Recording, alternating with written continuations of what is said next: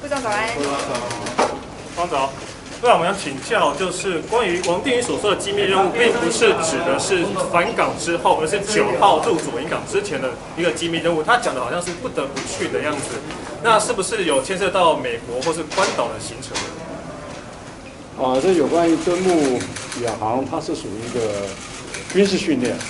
昨天我在记者会跟大家报告那么它是军事训练，所以它的科目除了敦睦邦谊，还有学生的教育课程跟实务结合之外，它的军事训练就是在区域的海域做护航的一个训练，跟这个海上的战略的补给线的战场经营，像这一类都在这个敦睦远航训练里面来做，这是跟我们战备台风防御战战备任务是有关联的，但是细节部分，我想外界解读也不同，我在这边不方便跟大家报告我们都有做，谢谢。那秘密任务方面，机密任务方面是指国防部拍板就可以吗？还是说还是有国安高层来决定？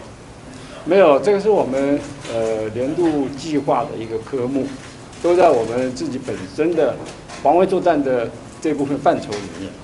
谢谢。部长想问一下，所以你们的说法被质疑说是帮府方来设下防火墙保护总统没有，这个敦睦远航的韩实践的官兵学生染疫之后，这是我们国防部跟海军，我们必须要就这件事情完成整个的一个调查跟应处这是我们自己国防部以及海军本身的事情。当然，我们也会跟府里面来做报告府里面也给我们做一些指导。部长，是20号的时候有总统找你们去官邸里面开会，也有找来了陈时中一起开会，当时的情况是如何？这个防疫是由陈部长 CDC 主导，所以我们这次磐石舰染疫的状况，我们必须很多地方要就教，要请教 CDC 他们专家的意见。这样的，我们不管是做调查或者未来的防疫防处，我们都是有帮助的。所以这个是一定要联系也请教的。所以部长要请教，所以在海上跟有其他国家的友军有接触，所以这是这个意思吗？没有。